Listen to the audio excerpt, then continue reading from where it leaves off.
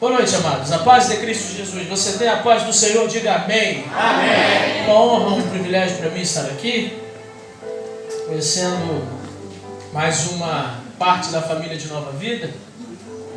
Eu trago um abraço da Igreja de Olaria, na pessoa do Bispo Francisco Martins. Eu estive falando com ele esses dias, pedindo autorização. Como o vosso pastor bem disse aqui, nós temos autoridades.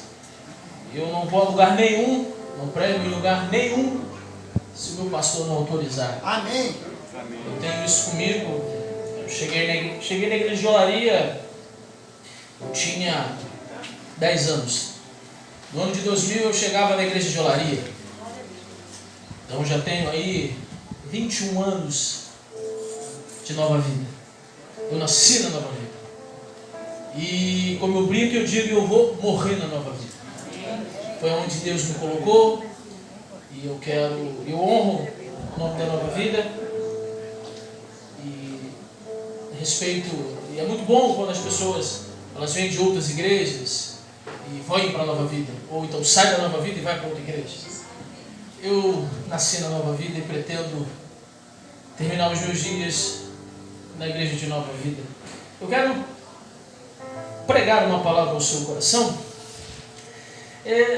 Deus, ele tem seus caminhos e Ele tem os seus meios. Amém. Aleluia. E quando o vosso pastor me convidou, a minha pergunta aos céus foi: o que eu vou pregar?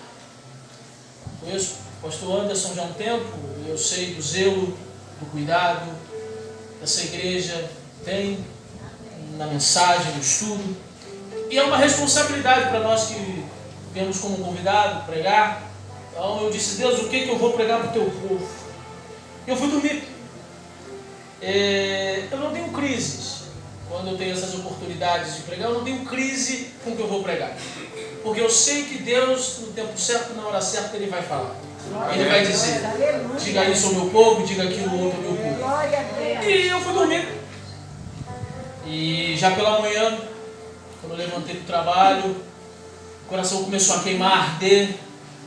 E eu fui para um texto, olhei o esboço e fiquei: e aí, Senhor, é isso? É isso mesmo? Fala comigo, manda um sinal, faz uma fumacinha, faz alguma coisa, me fala, me fala. E ao longo do dia a mensagem foi crescendo e o coração ardendo, e eu disse: então tá bom, então é isso que eu vou pregar ao teu povo naquela igreja. E o pastor Anderson falou algo aqui muito interessante.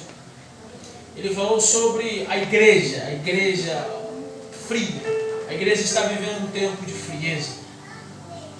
E a minha pergunta é: por que a igreja ela vive um tempo de frieza? Eu não sei se você se pergunta isso, mas por eu viver a liderança da igreja há quase 19 anos, ao lado do bispo, servindo, eu olho para a igreja. Eu vejo a igreja, não só a Nova Vida, mas as demais igrejas. E eu fico me perguntando por que a igreja ela está tão fria. Quando eu abro as redes sociais, eu costumo ver os nossos irmãos em vários lugares que não deveriam estar. Eu vejo fotos que eu não deveria ver de um crente, de uma pessoa que diz amar a Cristo. E a minha pergunta é: por que a igreja ela está tão fria? Por que existe tanto divórcio dentro da igreja? E a resposta é muito simples: porque a igreja ela se afastou da presença de Deus. E eu quero falar sobre isso nesses poucos minutos que eu tenho.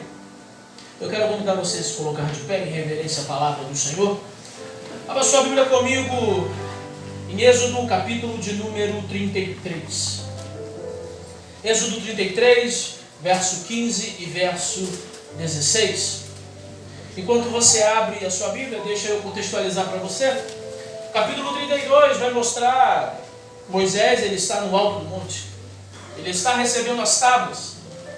E ele deixa então o seu irmão no arraial. O povo ele está impaciente. O povo então se vira para o Arão e diz: olha, Arão, façam-nos deuses que vá adiante de nós, porque quanto a esse Moisés, eu acho que ele morreu lá em cima. O que Arão faz? Arão então pede ouros. Então é construído um bezerro de ouro. E aquele povo então começa a adorar ao bezerro. Eles se esqueceram de Deus. Moisés está onde? Moisés está no alto do monte falando com Deus. Então Deus disse para Moisés: olha rapaz, desce, porque o teu povo se perdeu. Então começa um diálogo entre Deus e Moisés. Deus diz a Moisés que ele não iria mais andar no meio do povo, porque o povo era teimoso demais. Então começa uma conversa entre Moisés e Deus. Moisés começa a interceder pelo povo. E esse versículo 15 do capítulo de número 33, está sendo projetado aí, graças a Deus. Êxodo 33, 15 e 16. Moisés ele diz assim para Deus: se a tua presença não for comigo, não nos faça sair deste lugar.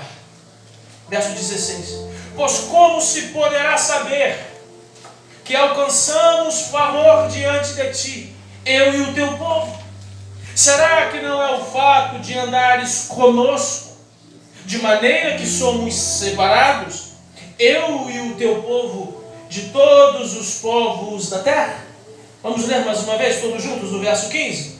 Se a tua presença não for comigo, não nos faça sair deste lugar. Pois como se poderá saber que alcançamos favor diante de ti, eu e o teu povo? Será que não é o fato de andares conosco, de maneira que somos separados, eu e o teu povo, de todos os povos da terra? Oremos, Pai, fala conosco. Ministra aos nossos corações. Amém, Jesus. Nós queremos nessa noite ser vencidos pela tua palavra. Amém. Que não seja a minha voz a ser ouvida, mas que seja a doce voz do teu Espírito a falar a cada coração aqui. Amém. Continue à vontade do nosso meio, Espírito Santo. Fala conosco, porque nós precisamos ouvir a tua voz. Amém. E essa oração que nós fazemos e a fazemos em nome de Jesus, e que todos digam amém. Amém. Podemos nos assentar, queridos. Eu começo lhe perguntando o que é prioridade na sua vida.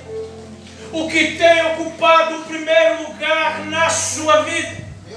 Porque quando nós olhamos para a nossa vida, quando nós olhamos, enxergamos e analisamos, nós percebemos que nós temos prioridades na nossa vida. Mas a pergunta que eu quero fazer na introdução dessa mensagem é: será que as prioridades que você dá na sua vida são de fato prioridades?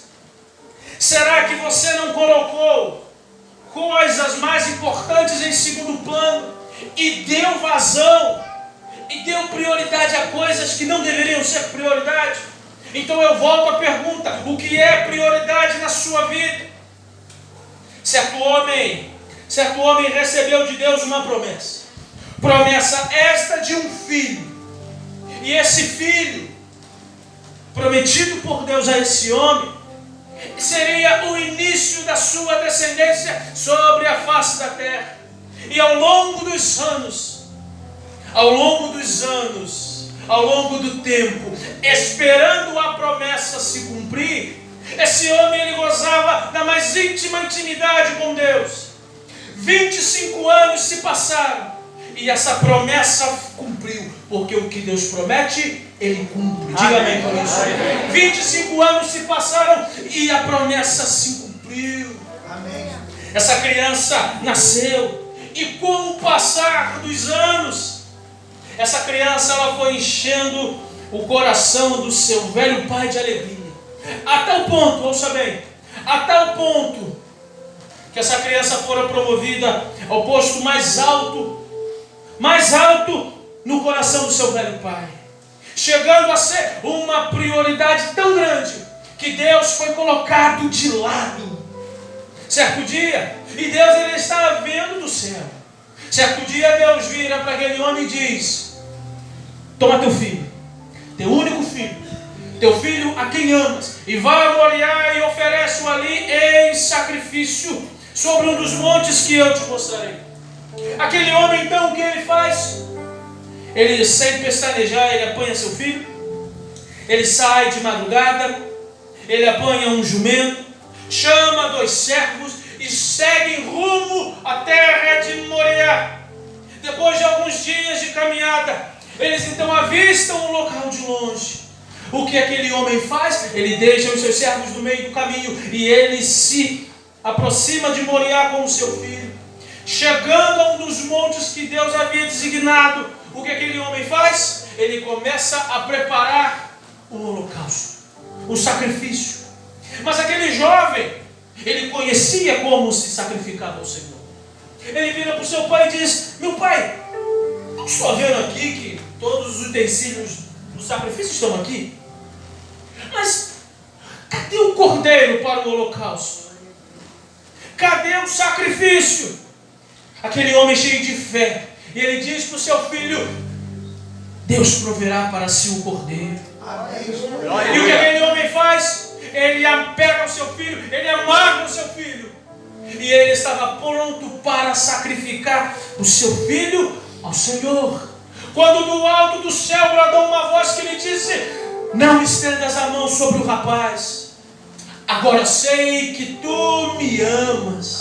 Glória a Deus. Em outras palavras, Deus estava dizendo: agora eu sei que eu sou prioridade na sua vida. Aleluia. Na vida do personagem Abraão, meus irmãos, seu filho havia tomado o primeiro lugar, que era de Deus, e foi necessário Deus intervir para que Abraão pudesse reorganizar as suas prioridades. Então eu preciso voltar mais uma vez à pergunta inicial: o que é prioridade na sua vida? Eu sei, queridos, que existem coisas que são essenciais na nossa vida, como por exemplo o dormir, o beber, o comer. Só que muitas das vezes nós esquecemos de algo que eu classifico como prioridade máxima na nossa vida. E o que é prioridade máxima na nossa vida, pregador? Vou lhe dizer: Deus. Amém. Muitas das vezes nós nos esquecemos de Deus. Muitas das vezes nós estamos dentro da igreja, mas nós não nos lembramos de Deus. Nós precisamos mais do que nunca alimentar o nosso espírito através da oração, do jejum, da leitura da palavra e frequência no culto, porque crente frequenta culto. Diga amém. Amém. Esse papo de culto em casa não rola. Não rola. Culto é na igreja, é na comunhão dos santos, é onde nós ouvimos uma palavra e a nossa fé ela é renovada. Nós precisamos das frequências dos cultos. Mas vamos olhar aqui para o texto que nós lemos.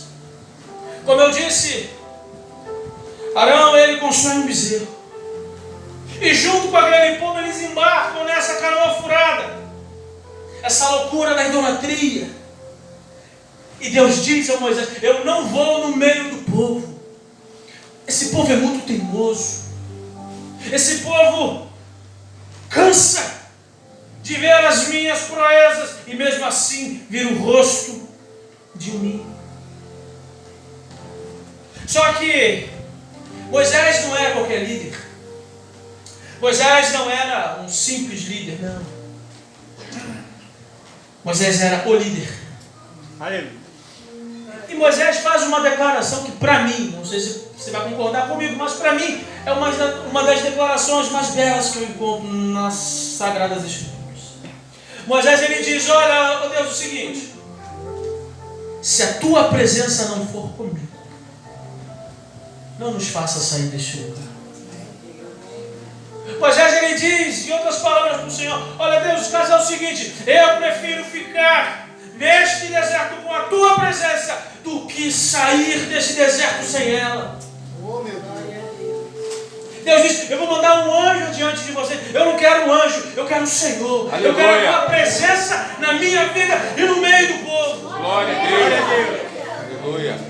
Mas ao apontar essa mensagem, uma pergunta me veio ao coração. E a pergunta é: por que Moisés fez essa declaração?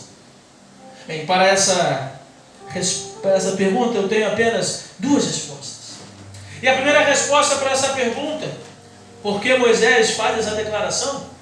Moisés sabia que a presença de Deus era fundamental no meio deles. No verso 16, na parte A, ele diz: 16, parte A, ele diz: pois como se poderá saber que alcançamos favor diante de ti, eu e o teu povo? Moisés sabia que a fórmula do sucesso era terem a presença de Deus no meio deles. Moisés entendia e compreendia muito bem que a presença de Deus era a peça fundamental para eles. Ouça isso nesta noite, você que está aqui no santuário, você que está em casa nos assistindo através dessa transmissão. A única maneira de sermos guiados, governados e enfrentarmos as guerras, as lutas diárias e os desertos da vida e nós sairmos sobreviventes neste mundo é termos a presença de Deus na nossa vida, conosco. Não tem como viver nesse mundo sem Deus. Eu comentava com o nosso pastor, mas quando eu cheguei, a esposa vinha me acompanhando nessa noite com as filhas. Eu estava trabalhando e sem telefone. Quando eu chego em casa, eu tomo conhecimento de uma amiga nossa que estava passando um tempo bem difícil. A gravidez dela não está progredindo bem. Parece que a placenta não cresceu e o bebê está em sofrimento. E ligou para minha esposa e disse: vamos fazer uma ultra comigo, eu estou preocupado. E minha esposa foi. Chegou lá, quando o médico fez a ultra, mandou correr para a clínica da família. Quando ela chegou na clínica da família, a médica disse: eu não tenho mais o que fazer, vá para o hospital. Então elas foram lá para o Hospital Geral de Bom Sucesso. Ela está internada. E o médico disse que vai tentar fazer de tudo para tentar salvar o bebê, mas se não progredir, vai interromper a gravidez. E a mãe de primeira viagem está aflita. Eu disse para ela hoje: nessas horas que só fica você e Deus. É verdade. Não tem marido, não tem mãe, não tem ninguém. É você e Deus dentro do hospital, minha irmã. Fala o seguinte, vou te dar um conselho. Busque a Deus aí, ó. Eu disse isso porque ela estava afastada dos caminhos. E eu disse, Romanos 8:28, tudo coopera para o bem daqueles que amam a Deus. Eu disse, minha irmã, se apegue com Deus, porque só Ele pode resolver agora. É verdade. Nós estamos juntos. Nós estamos aqui orando por você. Mas é você e Deus. Então nessa vida, sem Deus, sem Deus não dá. Porque os dias eles são maus. É verdade. Essa pandemia ela veio assolando a humanidade. Com certeza vários dos irmãos aqui perderam amigos, parentes, conhecidos, vizinhos. E nós ficamos nos perguntando até quando? Mas Deus continua no controle de tudo. Amém. Aleluia. Mas para nós termos essa certeza no nosso coração, é necessário termos a presença de Deus. Amém. Se a tua presença não for comigo, eu não saio daqui. Eu não dou mais nenhum passo sem ter a certeza que o Senhor está comigo. Glória a Deus. É verdade, Senhor. Lá perto de casa tem uma igreja. E eu passei certa vez na frente da igreja e eu vi a placa da igreja. Toda igreja normalmente tem uma frase que segue a igreja, que acompanha a igreja. Lá em Olaria nós temos a frase Terra dos Milagres. Pois é, eu passei na frente dessa igreja e estava escrito assim, era falando de Deus na presença de Deus. O pregador, meia palavra basta. Eu disse, é isso aí. Existem muitas igrejas hoje que falam de Deus sem ter a presença de Deus. Aqui nos louvores, me deliciando aqui com essa presença doce, gostosa do Espírito Santo, eu pude perceber o quão Deus opera nessa casa. Amém. Glória a Deus. E Deus vai continuar fazendo muito mais daquilo que vocês imaginam. Amém. Mas é necessário uma postura. Estarmos na presença de Deus. Amém. Glória a Deus. Eu não sei se você sabe, creio que sim, mas quando a Bíblia fala de anjo na Bíblia, está sempre associado à revelação da glória de Deus. E Moisés ele diz para o Senhor o seguinte, olha, eu não quero a revelação. Eu quero a revelação. Eu quero o dono da revelação. Aleluia. Há muita gente que fica procurando o anjo. Tem muita gente que fica de porta em porta, entende igreja em igreja, porque quer receber sei lá o quê. E esquecem do principal, que é buscar a fonte da revelação. Aleluia, é verdade. Glória a Deus. Então essa é a primeira pergunta. Essa é a primeira resposta para a pergunta: por que Moisés disse: se a tua presença não for comigo, não nos faça sair desse lugar? É porque ele sabia, ele entendia que a presença de Deus era fundamental no meio deles. E a segunda resposta: Moisés sabia. Moisés sabia que o que os diferenciava era a presença de Deus com eles. O verso 16 na parte B, que diz, Moisés ele diz: será que não é o fato de andares conosco, de maneira que somos separados, eu e o teu povo, de todos os povos da terra? Na versão A Mensagem de Eugene Peterson, esse trecho está escrito: de que outra forma saberemos que somos especiais, eu e o teu povo, entre todos os povos da terra? Guarde isso no seu coração: aquilo que nos diferencia do mundo É verdade. é a presença de Deus. Aleluia. Sem a presença de Deus, nós somos iguais a Ele. Mesmo estando na igreja, É verdade. mesmo estando dentro do templo. Meu Deus. Queridos, eu preciso da presença de Deus. Aleluia. O que me adianta estar neste altar pregando ao seu coração se eu não tiver a presença de Deus? O que vai servir no reino de Deus sem a presença de Deus? O que adianta fazer qualquer coisa dentro do reino sem a presença do dono do reino? É Não verdade. existe. Verdade. Você mais do que nunca precisa buscar a presença de Deus. Aleluia. Aleluia. Sansão achou que tinha a presença de Deus. Os filisteus veio contra ti, Sansão. Eu vou levantar e vou arrebentar todo mundo. E o texto, no final do texto, vai dizer assim, ó: Sansão, porém, não sabia que o Senhor já se tinha retirado dele. Às vezes nós fazemos, pregamos, pulamos, falamos em língua, sapateamos. O Espírito Santo está longe de nós. Milhas e milhas. É uma noite para uma reflexão. Glória a Não Deus. só para você, como para mim, porque antes de bater aí, bate aqui. Nós precisamos da presença de Deus. Amém, Jesus. Porque sem a presença de Deus nós somos só mais um. E o que nos diferencia é a presença de Deus. Aleluia. Porventura não é o andares conosco, que nós somos separados dos povos da terra? A verdade é que Moisés ele não estava preocupado de forma e maneira os outros povos eles faziam, como eles se aconselhavam, quais eram as estratégias de guerra. Não. Ele não estava preocupado. Moisés ele não estava preocupado com o que iam dizer dele. Será que nós estamos preocupados com o que as pessoas pensam a nosso respeito? Principalmente a galera mais jovem, que às vezes é perseguido e caçado dentro das escolas e faculdades. Aí nós negamos a fé, porque nós queremos ficar bem com todo mundo. Já há algum tempo, eu tomei uma decisão na minha vida. Eu não tenho essa de ficar bem com todo mundo.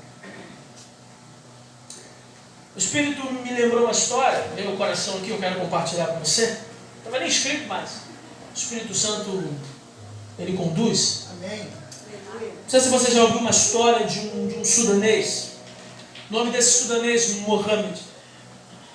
Ele era de uma família do Islã, grande no Islã. E o que ele faz? O pai dele tem uma ideia: olha, vou lhe mandar para o Sudão Sul para você estudar sobre os crentes. Você vai estudar a Bíblia e você vai arrumar uma forma de nós combatermos essa gente aqui no Sudão. O que é que Mohamed faz? Ele então vai para o Sudão Sul. Chegando lá, ele tem acesso às Escrituras Sagradas. E pasmem, quando ele lê a Bíblia, ele se apaixona por Jesus. Uou, glória a Deus. O que ele faz? Ele volta para o norte do seu país. Seu pai então lhe diz: Mohamed, e aí? Como nós vamos acabar com essa raça aqui no nosso país? Ele disse: não vamos fazer nada, porque eu me converti ao cristianismo. Glória a Deus. O pai dele, quando ouve aquela história, diz assim, o seguinte: ó, a partir de hoje você deixa de ser meu filho. Seus irmãos têm autorização minha para lhe matar se você chegar a 1 quilômetro da nossa casa. Vai embora. Ou negue a esse Deus. Ele disse: eu não vou negar. O que Mohamed faz? Ele volta para o Sudão Sul. Chegando lá, ele encontra uma sudanesa crente. Ele se apaixona, casa, tem 2 filhas. E eles começam a pregar o evangelho. Só tem um detalhe: o exército sudanês começou a caçar o Mohamed, aquela família, os crentes. Apanharam o Mohamed a primeira vez, deram-lhe uma coça de ficar sem o dente. E disseram para ele: nega Jesus. Ele disse: eu não vou negar o meu Senhor. E ele volta para casa todo arrebentado, todo lanhado, sem um dente na boca. E a mulher pergunta: Mohamed, o que foi isso? E ele, com um sorriso dos lábios, disse: eu apanhei por causa de Jesus. Glória a Deus. Tempos se passaram, o que aconteceu? O exército pegou ele de novo. E durante 6 vezes davam-lhe uma coça de criar bicho. Nega Jesus, Mohamed. Ele disse: mas eu não vou negar Jesus. E ele voltava radiante, alegre, todo lanhado, mas porque apanhou por causa de Jesus. Na 7ª vez, aquele pessoal disse assim: olha só, 6 vezes nós já te batemos, só que agora a surra que nós vamos lhe dar é muito maior. Ou você nega ao seu Deus, ou nós vamos, desculpe a expressão, pastor, estuprar a sua esposa na sua frente e na frente dos seus filhos, das suas filhas. Mohamed para, e sem pensar muito ele diz: eu não vou negar Jesus. E eles começam aquele ato brutal com aquela mulher na frente dele e das filhas. E no meio do ato eles perguntam: e aí, Mohamed? Ainda está em tempo. O que você faria? A história diz que por um tempo Mohamed se cala, mas a mulher de Mohamed grita e diz para ele: Mohamed, não negue a Jesus, porque ele é tudo o que nós temos. Mohamed, não negue. E Mohamed, com aquela palavra, ele diz: eu não vou negar. E eles fazem aquele ato brutal com aquela jovem senhora. Tempos se passaram, eles são afastados. Ele fica mais de 1 ano sem ver a sua esposa e as suas filhas. Ele encontra um pastor brasileiro que vai até ele e diz: Mohamed, para que sofrer dessa forma, meu amigo? Vamos para o Brasil. Lá você cuida dos missionários da minha igreja, da minha equipe lá e tal. Mohamed, ele diz algo. Desculpa, me colhe de vergonha. Ele diz: eu não coloco os meus pés no Brasil. Mas por que, Mohamed? Porque a igreja no Brasil, ela é perigosa. Sabe por que ela é perigosa, pastor? Porque o crente, ele escolhe o dia que vai ler Bíblia, o dia que ora, o dia que vai à igreja. Aqui não. Ou tu é crente ou tu não é crente. Meu Deus. Tempos se passaram, depois de 1 ano, ele reencontra a sua família, passa um Natal junto com a sua família, e ele continua fazendo o quê? Pregando o Evangelho. Aí eu olho para esse capítulo 32, que eu fiz menção aqui no início, e eu vejo um Arão cedendo as pessoas. O Arão, o caso é o seguinte: rapaz, teu irmão está lá em cima, será que morreu? Sei lá, de repente teve um infarto agudo no miocárdio lá em cima, sei lá o que aconteceu com ele. Vamos fazer o seguinte: é daqui para frente, meu amigo. Qual teria que ter sido a postura do Arão? É ruim. O nosso líder está lá em cima e nós vamos continuar aqui aguardando a ordem dele. E ponto final. Mas não, ele cedeu à pressão e fez a besteira que fez. Meu irmão, não negue a Jesus, porque ele é tudo que você tem. Aleluia. Você pode ter riqueza, casa, carro, mas a única riqueza que você tem é o Senhor na sua vida. Aleluia. É a presença de Deus na sua vida. Porque existem tantos crentes frios no nosso meio e por aí, gelados, indiferentes. Resposta muito simples. Porque as suas prioridades não são as prioridades do reino. A sua prioridade não é a presença de Deus. Nós precisamos mais do que depressa, buscarmos essa presença santa e doce. Aleluia. Conta a lenda de uma certa mulher pobre, uma criança no colo, não sei se você conhece essa velha lenda. Ela passou diante de uma caverna e escutou uma voz que lá dentro dizia: entre e apanhe tudo o que você desejar, mas não se esqueça do principal. Lembre-se, diz a voz, lembre-se de uma coisa: depois que você sair, a porta se fechará para todo o sempre. Portanto, aproveite a oportunidade, mas não se esqueça do principal. O que aquela mulher faz? Ela entra na caverna e quando ela entra, ela encontra muitas riquezas. Fascinada pelas riquezas, pelo ouro, ela coloca a criança de lado e começa a juntar riquezas dentro do seu avental. A voz misteriosa volta e diz para ela: você só tem 8 minutos. Esgotado o tempo, o que aquela mulher faz? Carregada de ouros e pedras preciosas, ela correu para fora. E a porta se fechou. Quando ela chega lá fora, ela lembrou-se que a criança ficara lá dentro. E a porta estava fechada para sempre. A riqueza durou pouco. E o seu desespero durou para sempre. O mesmo acontece conosco. Há uma voz, a voz do Espírito Santo dentro de nós dizendo: não se esqueça do principal. Não se esqueça do principal. E nós ficamos nessa nossa corrida frenética por ter. É lícito você trabalhar, você dar uma segurança à sua família? Lógico que é. Mas o principal da nossa vida não é isso. Porque Deus, Ele supre. Amém. Glória a Deus. Eu sempre conto esse testemunho pessoal porque foi algo fantástico. Hoje, dia 15 de julho, eu estou completando mais um ano de casado. Amém.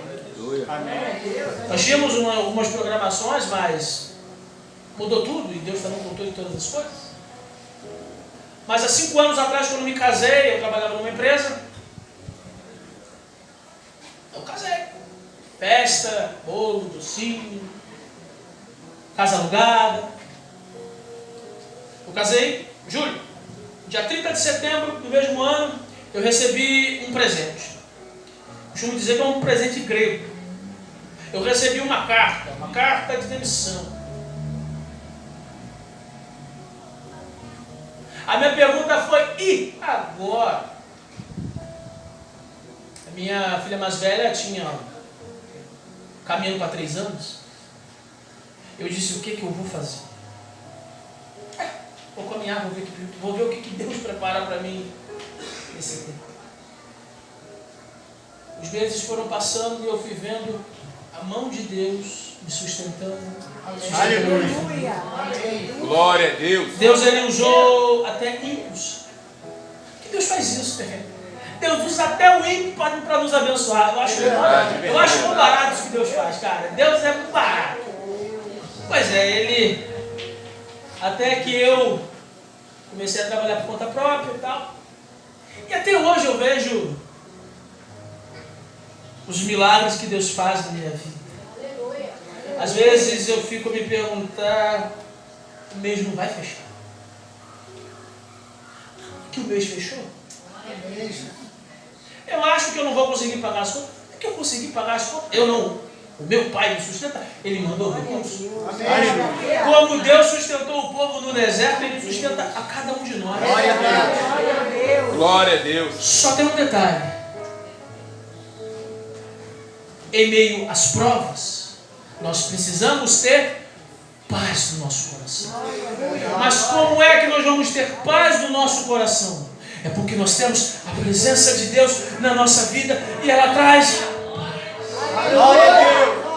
A presença de Deus na nossa vida elimina o medo.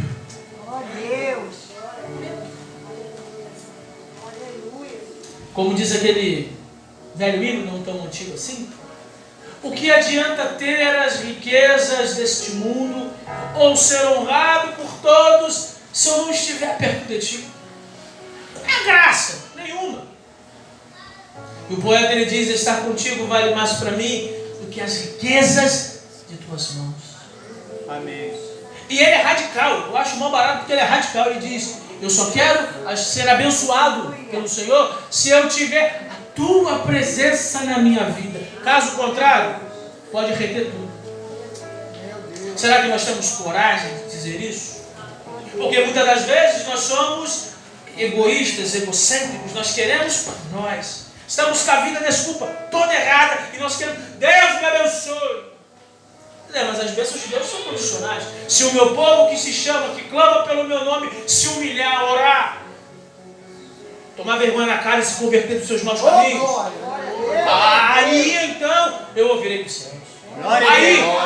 Aí eu vou perdoar os pecados e eu vou sarar a terra de vocês. Aleluia. Mas as bênçãos não são condicionais. Eu digo a você: vale a pena servir a Cristo. Vale muito a pena.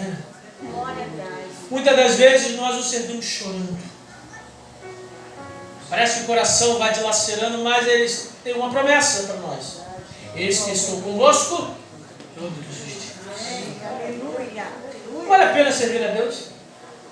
Vale a pena pagar o preço de ser crente, de ser um cristão verdadeiro. Amém. Foi o que os discípulos disseram para Jesus. Jesus disse: e aí, vocês não vão não? Para onde iremos? Não tem para onde ir não, Jesus. Só o Senhor tem a palavra de vida eterna. Eu vou fazer o que em outro lugar? Glória a Deus. A quem tem o eu no céu, além de ti, não há na terra que eu queira mais que a ti. Abro mão dos meus sonhos, dos meus planos. Abro mão da minha vida por ti. Será mesmo que nós abrimos abrimos mão da nossa vida pela causa do Evangelho? Aleluia. Será que a gente realmente... A gente precisa... Desculpa, gente, eu estou em casa, amém? Amém. Amém, gente? Amém. Eu vou falar, olha só. Às vezes a gente não... Às vezes o crente, ele é um pouquinho hipócrita. Um pouquinho, para não dizer, né? Porque a gente vive, às vezes, uma vida de fachada. Nós colocamos a Bíblia debaixo do braço achando que é desodorante, vamos para a igreja. Mas a Bíblia não está em nós. Quando nós passamos por alguém precisando de ajuda, nós que estamos andando com a Bíblia debaixo do braço, nós não estendemos a mão ao cair. Eu estava domingo pregando numa igreja de Nova Friburgo. Eu estava pregando baseado lá em Gálatas 6, 12. Levai as cargas uns dos outros. Eu estava dizendo que servir é um privilégio. Só que às vezes, e lá eu afirmei que servir é um privilégio, servir ao próximo, é muitas das vezes eu meter a mão no bolso e pagar a conta do meu irmão. Oh, meu Deus, aí. É pagar a conta do meu irmão. É isso aí, pega a dica aí, ó. Fala aí dentro. Pega a dica aí. Você está me entendendo? Aí nós cantamos, pegamos a Bíblia e tal, e pá, o chão vai tremer. Pois é. Aí o teu vizinho está passando fome. E na tua casa tu está lá comendo aquela picanha maturada, aquela gordurinha. Vou passar por aí. E o teu irmão lá, nem ovo tem que comer. E o que você faz? Nada. É igual aquela velha história do Billy Graham, que o Billy Graham contava. O Espírito dizia a Billy Graham atravessa a rua e vai falar de Jesus para o teu vizinho. Eu ficando doido. Billy Graham, atravessa a rua e fala pro teu vizinho de Jesus. Billy Graham, atravessa e fala. Daqui a pouco ele ouviu um barulho, pá! Quando ele correu, o vizinho tinha acabado de dar um tiro na cabeça. Às vezes o nosso irmão está lascado do nosso lado e nós não percebemos porque nós estamos vindo para a igreja para cantar aquele velho hino, mestre, eu preciso de um milagre, eu quero o meu milagre, eu quero a minha bênção. Mas quando nós temos a presença de Deus, Ele é como um radar. Amém. Se já aconteceu isso contigo, mas eu já ouvi várias histórias de pessoas dizendo que Deus falou, vai lá no mercado, faz compra para fulano de tal e leva. E, ô irmão, aqui, ó, o Espírito Santo mandou te entregar isso aqui. Meu Deus, obrigado, Senhor. Era tudo que eu precisava, é isso aí, irmão. Pois é. Mas por quê? Porque o Espírito Santo fala. O Espírito Santo, ele está vivo, ele está em nós e ele fala. Mas nós precisamos estar nele. Aleluia. Se você já fez aquele exame, ou já fez uma limpeza no ouvido, tempos e tempos eu fazia. Às vezes o crente precisa fazer essa faxina no ouvido espiritual, sabe? Porque a gente não ouve Deus. Deus berra, grita, usa o pastor na igreja, ele está surdo. É verdade. E ainda sai falando mal da mensagem do pastor. Rapaz, mas aquele rapaz lá que foi lá pregar, ele grita muito. Ele cospe em tudo, fala pra caraca. Pelo amor de Deus, não vai se levar não. Deus está falando e você não pode endurecer o seu coração. Quem tem ouvidos, ouça o que o Espírito diz à igreja. O pastor falava aqui das necessidades, dos sonhos da igreja. A igreja vai avançar? Lógico que vai. Mas foi o que eu falei para ele no gabinete. Lá no deserto, a nuvem, ela parava. E o povo acampava. A nuvem andava. O povo andava. Não ande longe da nuvem da presença. Esteja no centro da vontade de Deus, que é o lugar mais seguro para se estar. Aleluia. Em meio aos ventos, em meio às tempestades, às perdas, o luto, o choro, permaneça no centro da vontade de Deus. Porque vocês vão para o lado, para frente, para cima. Aleluia. Bangu vai conhecer a igreja de Nova York. Glória a Deus. Mas para isso, permaneça na presença. Amém, Jesus. Eu não sei como é que está a sua vida com Deus, não sei. E também não sei para quem eu estou falando e nem quero saber. Mas você sabe e o Espírito Santo também sabe. Nessa noite, é uma noite de renovo. Volte ao primeiro amor pela presença. Amém, Jesus. Como diz aquele velho hino, quero voltar ao início, encontrar-me contigo. Quero rever meus conceitos e valores. Eu quero reconstruir. Acho que eu peguei o tecladinho de surpresa. Vou regressar ao caminho. Vou ver as primeiras obras. Eu me arrependo, Senhor, me arrependo, Senhor, me arrependo, Senhor. Eu quero voltar ao primeiro amor, ao primeiro amor. Eu quero voltar a Ele. Eu quero voltar ao primeiro amor, ao primeiro amor. Eu quero voltar. Vamos colocar de pé. Leva suas mãos aos céus e declara essa canção do início. Quero voltar ao início, encontrar-me Senhor.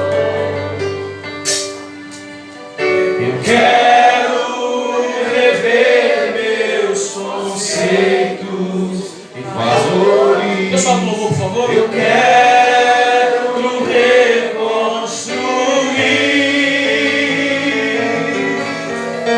Vou regressar ao caminho. Vou ver as primeiras obras, Senhor. Eu me arrependo, Senhor, me arrependo, Senhor, me arrependo, Senhor. Eu quero voltar ao primeiro amor, ao primeiro amor. Eu quero voltar a Deus. Eu quero voltar ao primeiro amor, ao primeiro amor. Eu quero voltar a Deus. Apocalipse 2. A carta ao anjo da igreja, no verso 4, Deus está dizendo para aquela igreja: olha, tenho porém contra você o seguinte: você abandonou o seu primeiro amor. Meu Deus. Lembre-se, pois, de onde você caiu. Arrepende-te e volta à prática das primeiras obras. Aleluia. Veja onde você caiu e volte à presença. Glória a Deus. Eu não sei o que te afastou da presença, não sei. Mas você sabe e o Espírito também sabe. Eu não estou aqui como um juiz, porque eu sou falho e pecador igual você. Aleluia. Eu estou apenas transmitindo aquilo que Deus mandou eu dizer. E por favor, não endureça seu coração. Nós estamos em família. Ninguém vai olhar para você com cara de espanto. Ninguém. Vamos cantar no início?